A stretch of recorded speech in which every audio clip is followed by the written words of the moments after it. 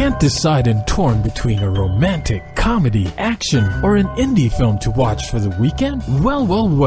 Golden State Media Concepts Movie Podcast is your ultimate guide to the latest movies. Join us as we dissect the latest on the blockbusters. It's the Golden State Media Concepts Movie Podcast.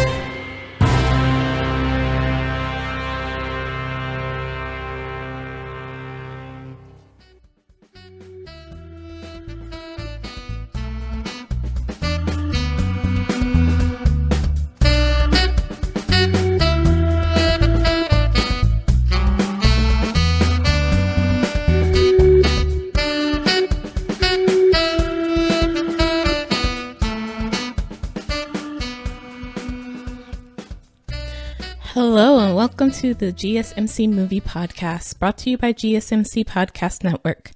I'm your host, Staci, and today we are having a bit of a face-off between the Ryans. That is, Ryan Reynolds versus Ryan Gosling. They're not actually going head-to-head. They don't know they're doing this, but I just decided that we should do two Ryan films because. So the first film is Deadpool 2, starring Ryan Reynolds.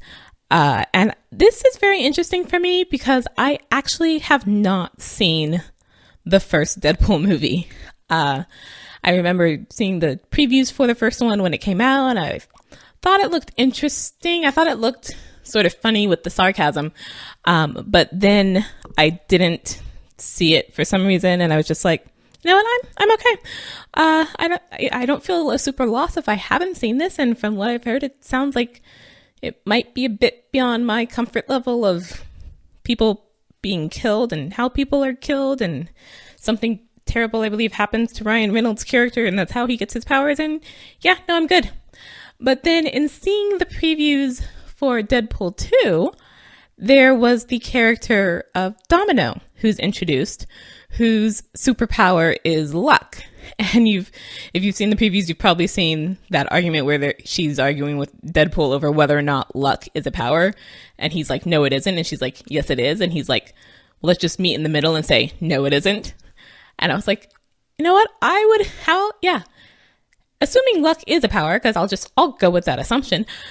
How do you portray that in a film? It's not something you can use as an offense, right? It's not like an offensive power the way you can blast someone with lightning like Storm, or levitate them.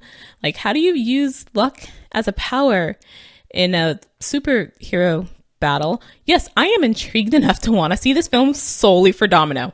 Just solely for, I don't even care what the storyline's about. And I actually didn't know until shortly before seeing this, when the first Deadpool was on TV somewhere, that Marina Baccarin is in it, and I was like, hey, you know what? I liked Firefly enough that I'd like to see more about that. But no, solely for Domino. I really just want to see how the filmmakers are going to do luck as a power. So yes, Domino is a side character in this film. It's obviously Deadpool's film, but the main storyline is that there is a young mutant named Russell who has the ability to sort of control fire. He shoots fire from his hands, and Deadpool ends up meeting Russell after he's suffered a bit of a tragedy, and finds himself eventually feeling protective of Russell, who is in danger. And I won't reveal too much more beyond that. So he puts together a superpower team. I believe he calls them X-Force, which I believe is an actual group from the comics. Comic book readers, let me know. Puts together this group of superpowers to protect and save Russell so that he won't be killed. And so that's where we get the scene in the previews with them arguing over whether or not luck is a power, because Domino has come it's a bit like a job interview meets an audition. These different mutants they have headshots with resumes for some reason, and they're giving it then. It's like, okay, tell me about yourself, tell me about your power or whatever, why should we take you into this team? And it's just like, okay. And yes, puts together this team, and they go on their adventures with their wisecracking selves, and we go from there. It was this film So I saw a lot of articles, and a lot of them kept calling Deadpool the Merc with the Mouth, which I guess must be, if not an official nickname, like one we got in the comic books or something. Because almost every article I saw called him that. I was like, okay, got it. Yeah, he's got a mouth. Definitely a lot of sarcasm going on here. There's a lot of just sort of like, there is nothing, considered really holy in this film. Like, even from the beginning, he starts and he breaks the fourth wall a lot. He looks at the camera quite a bit. It starts with him narrating, how he got here and what the story is setting up. So he's definitely talking to the audience and seems to kind of be aware he's in a movie. He does actually even mention at some points even our movie or whatever. So there's that. But he starts with even Deadpool 2 is a family film. Every family film starts with a vicious murder. And it's just like, and he then names off like Bambi and Lion King. And it's like, yeah, but you're not wrong. But okay, so it's going to be that sort of film. And you can definitely get the feel from it just in the first 10, 15 minutes of, okay, yes, this is that sort of film. People get killed, and you see people get killed somewhat. But we're not hiding too much. This is definitely not a film if you're squeamish. Definitely do not go see this film if you have a hard time with, it's not, reveling in people getting killed, but it's definitely not hiding from it. There's some people getting sort of chopped, diced, sliced, cut by blades, cut by fast moving blades happens. There were a number of times where I sort of turned my head from the screen and closed my eyes, which didn't help too much because you did still get the sound effects, but I was like, I can't watch. And there was a couple behind me in their 20s, and the guy kept laughing at those scenes. And I was just like, I guess you're sort of the ideal audience for this film, but I'm a little troubled at some of the things you're laughing at. Not that I didn't laugh in this film, because again, he's very sarcastic, and you have to some of the quips are really quick that you don't quite catch them until later, and we've moved on a bit, and it's like, oh, you just said, oh wow, I can't believe you just said that. Okay then, all right, so yeah, it's an R-rated film. Yeah, take that into consideration. If you are a parent of a child who wants to see this and you've let them see some R-rated things before, you might want to question this one, or you might want to go with them, because it definitely earns that R rating. It's not for children or those who are easily offended. It's sort of, it's weird. I know Deadpool is part of the sort of X-Men canon, and Ryan Reynolds originally played the role in one of the Wolverine films, the one that we all kind of pretend doesn't exist because it wasn't that great. So he does have this sort of tie-in with the X-Men, and there's this whole thing over all the different comic book characters that were in Marvel comic books but aren't owned by the same studio, so they can't all be in the same film, which is why you saw when we had Avengers 2 come out at the same time as X-Men Days of Future Past, there are two different versions of Quicksilver because those are two different studios and they both have the right to use the character because the character is in multiple teams, and it starts getting confusing. There's a number of things that sort of felt like, oh wait, we're not in that other film, but I thought because it felt like we were in this other film. So when Deadpool first meets Russell, he and Russell end up going to prison together, and there is a special mutant prison because of course there must be. You can't put mutants with regular prisoners, they'd easily escape and or kill everybody. But this prison felt quite a bit like the prison from the first Guardians of the Galaxy film. It kind of looked like it, and in the same way, if you remember that prison, the prison cells are they have glass window doors or something. You can see into the cells very easily from the hallway, and there's no privacy, and that's how this prison felt. It's just several different glass plastic boxes that the prisoners are put in, and there's this sort of, when they first enter the prison, Evidently people in prison do actually say new fish, which I thought was just a Shawshank Redemption thing, but they do call them new fish. But then B, there's that sort of like taunting to see who's the bigger prison dog. I don't know the terms there. And they're walking with their bedrolls, and it feels a lot like that first scene where the Guardians walk into that first prison and everyone's, yelling at Gamora because she's a murderer. But then that one guy sort of comes and picks on Peter Quill, and then Rocket and Groot, sort of set things down of, this is our booty, you can't mess. It felt that sort of sizing up of each other, and we're all extremely dangerous in this prison, and I immediately know something's going to go wrong, or we're going to break out, because I already know that happened in Guardians of the Galaxy, and this feels so much like that I assume that's what's going to happen, and it kind of does. So I'm like, yeah, okay, I kind of get sometimes where we're going, because this feels very familiar with other worlds, but then Deadpool being Deadpool is like, I don't respect anything. And so it goes off a bit on its own style of things. There's certain things where it's like, yeah, that would be treated much more respectfully, reverently, what have you, in a different superhero movie. And in this one, oh, that's how that character gets to feel. Okay. But yeah, it was funny at times. And Domino is actually my favorite character in the movie. I also do like Marina Baccarin's Vanessa, but we don't see a lot of her. And Deadpool's off on this whole other quest with all these other mutants, and Vanessa's not there. But yeah, because I didn't see the first one, I don't quite know who the side characters are, like the taxi driver and the bar owner and the blind lady with the gun. I'm a little confused on who they are and how we know them and why we go to them.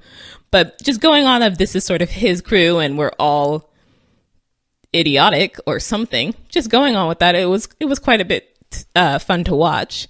Domino and the way they do luck, it's actually pretty well done. Again, luck is again, if you try and imagine how would you portray luck as a power, and you actually come up with something, please let me know on social media, because I've still struggled, even after seeing this film, to kind of visualize how you would do luck as an offensive power. You kind of really can't. She's just sort of a really good sort of kick butt female who just happens also to be really lucky. And she knows that she's lucky and can use it and sort of doesn't worry about things, but she's not completely relying on it. She still totally does go in and get her hands dirty and has no problem like going in and fighting people. So it's not like she just stands still and expects things to somehow work for her. It's not like that. So it works pretty well because it's portrayed, I guess, believably. Like when you see the first action scene that we get with her, which is a bit in the trailers where she sort of drops into this truck, and then the things that happen on that truck, it's like, you know what? Yeah, I can totally believe that that's how that play out with luck, working as it does. And then later when they track Russell to the school where he was raised, there's a scene where she says something and then it immediately happens, and I'm like, oh, okay. I mean, she didn't do that on purpose. She didn't know that was going to happen, but that's of course how luck works. So I can go with it, and I do want to see more of her if they make another Deadpool. It's not clear that they're going to, and Ryan Reynolds has said he couldn't quite see what the point would be. But if they do, I would definitely want to see more of Domino. I just didn't like not the ending. There's a sort of last the last third or so, when they finally get to the school, even with the way they do the thing that Domino says being believable, the rest of it's kind of a little unbelievable. Like, it feels a bit of a stretch that this battle isn't over sooner, and that this thing we're trying to stop from happening hasn't happened by like the time we get there, because we arrive after the fact. It's like, yeah, so that person should totally have been killed on like the first attack. How are they still alive, and why is this still going? This goes on for a bit longer than you might expect, and there's actually a point where Deadpool's talking that also goes on a bit more than you might expect. And it's just like, okay, that's played well because it's Deadpool. But the action is just a little too much. And again, it's a superhero movie and we have to have big, bang, explosive, punchy action scenes for some reason. But we could have done this a little quicker. But overall, funny movie. If you've got a certain sense of humor, cool movie to watch if you're not too squeamish. R-rated film for a certain demographic of people. Just keep that in mind. So we're going to take a short break and then come back with our other Ryan. So stay tuned. Want to know the latest and hottest music hitting the airwaves? Don't be left out. Listen to the Golden State Media Concepts Music Podcast. Keith keeps you on the loop with everything you need to know from pop, rock, hip-hop, and the top 40. And we'll throw in news of your favorite artists, concert and tour dates, and so much more. Listen no further, because this is the gold standard in music podcast.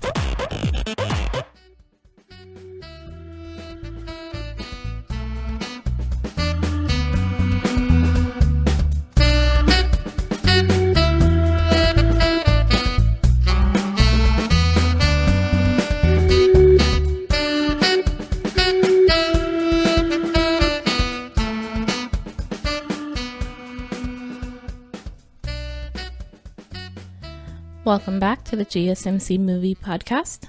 Our second film today, and I didn't realize this when I first selected it because I was only thinking about the Ryans, but this film is also a sequel in that it is Blade Runner 2049, which is the sequel that took much longer to get to than Deadpool 2 of the original Blade Runner, where Harrison Ford is hunting down robots who are hard to tell from humans.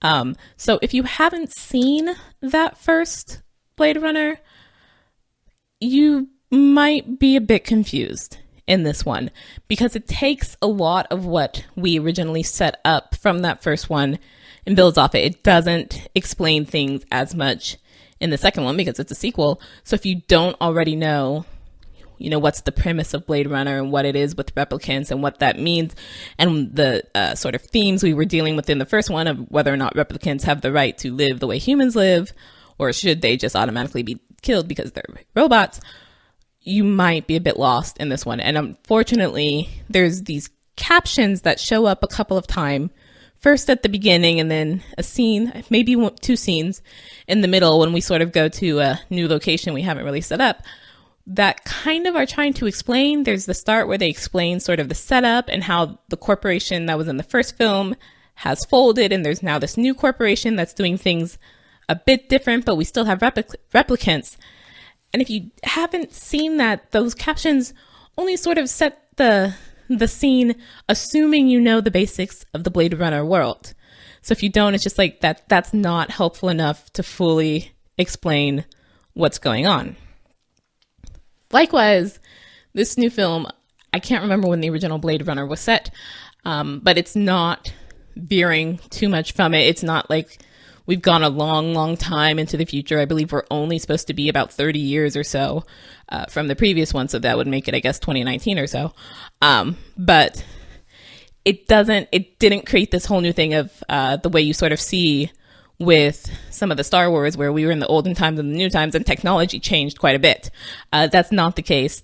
It's still pretty similar to the original. There's not too much that's been added that would throw people off, except for maybe one thing, which we'll talk about in a little bit.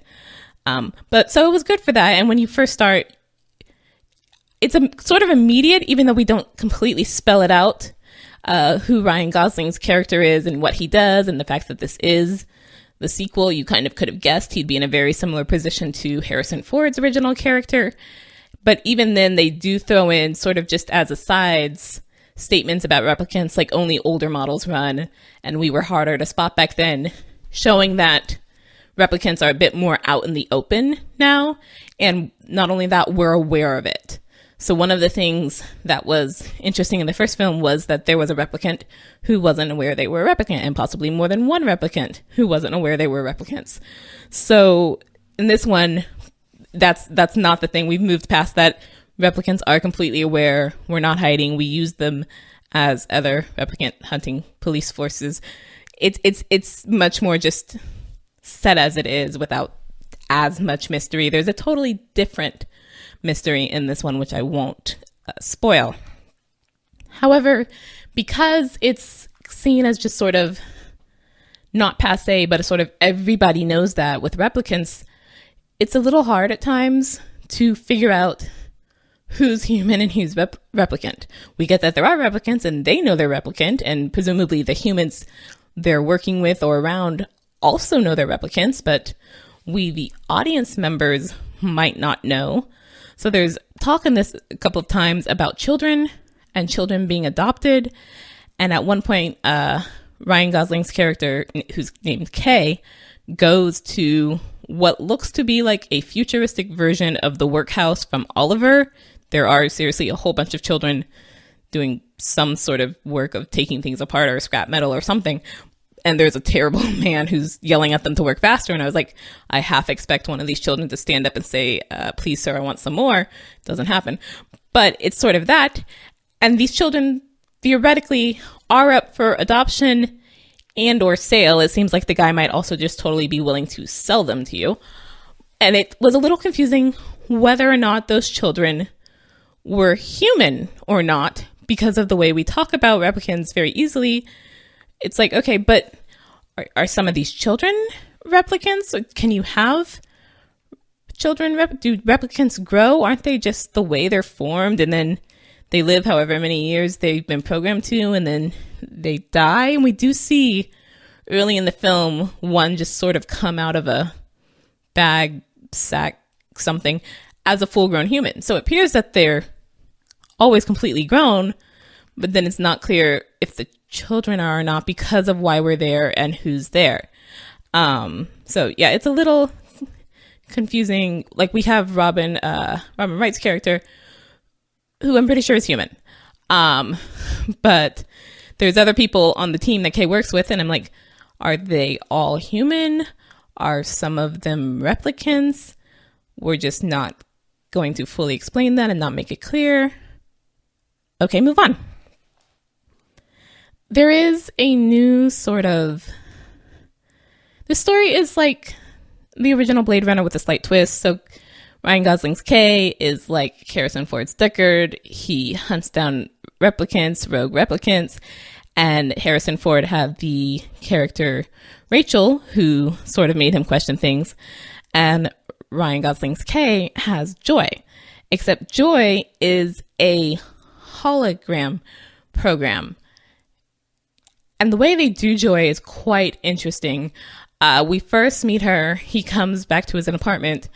And why do replicants even have apartments? Why do replicants have apartments and need food? And why do we give them memories? Which is sort of the whole setup of this, is that replicants have memories. And are those memories real or not? Why would you need a replicant with memories? Because it makes them more human or something. But a lot of his philosophical questions going on in the Blade Runner world. But anyways, with Joy, we first get him where he comes home to his apartment and he seems to be talking to just like a speaker, like Alexa or something with a bigger personality. And then we see it's a hologram who is sort of set up to be his girlfriend or something. And they're definitely having a relationship, even though she's obviously not real and he's aware of that. But she kind of wants to be real and he kind of wants her to be real. And that, I thought that relationship was the best thing about the film. It really sort of plays with your emotions at times. And even though we've got the whole philosophical thing about replicants versus humans and can they ever be human or be equal to human and should we treat them equally, there's also this other side with Kay and Joy of beyond just living and being free to live, of wanting the same things that humans do with love and affection and a relationship. And the way that plays out with Joy is, it's very sweet and tender. And there's a great scene, possibly the best scene, and I'll just call it the sinking scene, not sinking like a ship, sinking like sink your iPhone. But the sinking scene with Joy and Kay and this other replicant, named Mariette, who I actually had to look up because it is played by the actress who plays Tully in the new Charlize Theron movie. And I completely missed it if ever they said her character's name in this film. So I just kept totally thinking of her as Tully in my mind. And she's actually kind of Tully-ish at times because she is a replicant prostitute. And so she thinks about things in a more sort of free, don't follow the rules as much sort of way as Tully did in that film. And so it was very hard to keep her separate in my mind. I was just like, it's Tully. Tully's not a replicant, moving on. But in this scene, technologically speaking, they could not have done this in the first film. It would not have looked anywhere near as good. It would have taken a lot more out of the filmmakers to try and figure out how to do it and do it properly with the technology and the timing and everything. It looks fantastic, but because it's dealing with this relationship between Kay and Joy, who have feelings for each other but can't get to each other because he's a replicant and she's a hologram, and this can't ever fully be realized. It just really sort of socks you in the gut, like seeing what they have to go through and this sort of compromise we have to make to have what we want, to have what it seems everybody else can just easily have. And then what we see happens later with Joy is just sort of heartbreaking almost. And then, well, it's heartbreaking, but it's also frustrating because once we get to the scene where we finally do meet Harrison Ford's character, and that's not a spoiler because he's on the poster. So yes, Harrison Ford is in this film. Once we finally get to Harrison Ford, him with just Ryan Gosling is okay, but then other characters come in and it's sort of just, it's not like it goes downhill per se, but it doesn't live up to everything that it felt like it was setting up from the rest of the movie that had preceded it. It feels a bit not even anticlimactic because there is a interesting ending the way things end, but it just feels sort of like, oh, that's how we, like the first one at least sort of ended with hope. This one ends with not hope and not despair. There is sort of a kind of hope for the replicants, but you don't get sort of what you want for many of the characters. It sort of makes you, it made me at least angry at the filmmakers. Like, how dare you play with my emotions that way and then end this way?